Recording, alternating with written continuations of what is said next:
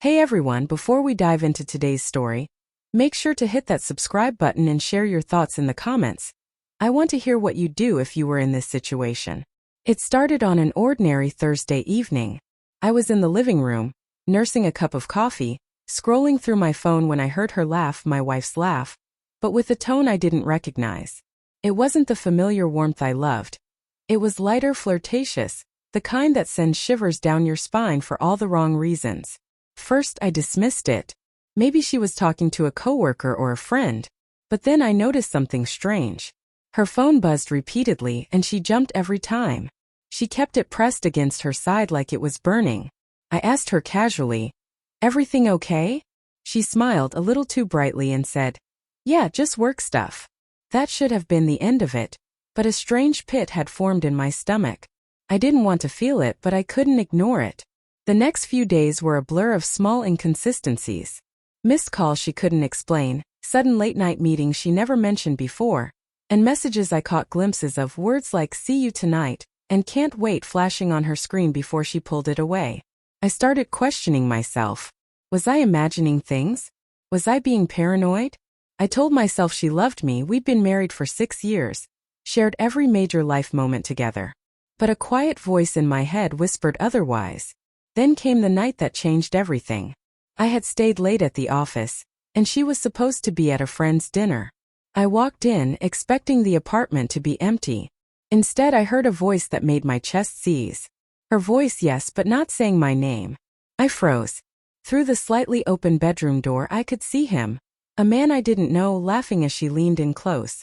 I wanted to turn away, to leave, but something held me there, frozen between disbelief and raw pain.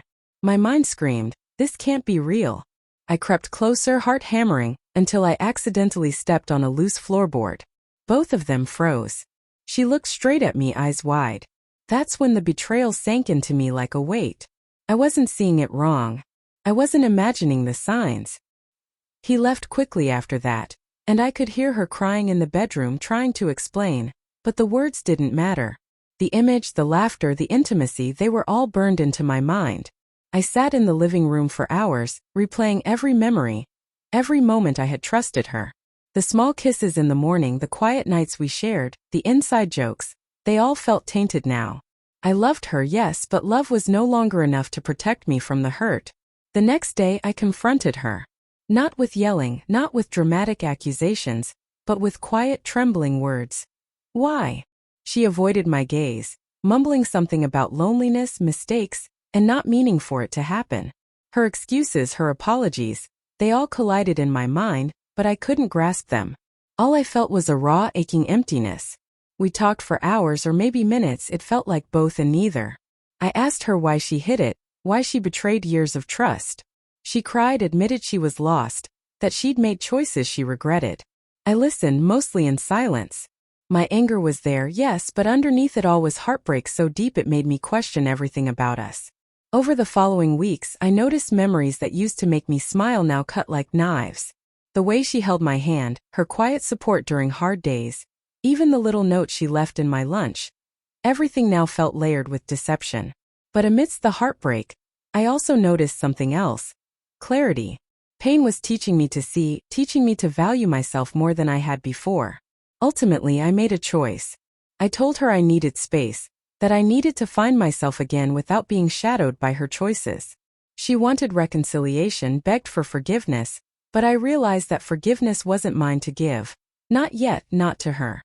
I needed to rebuild my life from the truth, no matter how painful. Sitting alone that night, I felt a strange mix of sorrow and strength. The love we shared wasn't erased, but it had changed. And maybe that's the hardest lesson of all. Love can be deep and real, but trust is fragile, and once broken, it demands reckoning. If there's one thing I want you to take from this, it's that betrayal doesn't just break relationships, it tests the very core of who you are. And surviving it doesn't mean pretending it didn't happen. It means standing up, feeling the pain, and slowly learning that you are enough on your own. Before you go, don't forget to subscribe to the channel for more stories like this, and tell me in the comments what you would have done if you were in my shoes. I want to know your thoughts, your heart, and your perspective, because these stories, as painful as they are, connect us in ways we sometimes don't expect.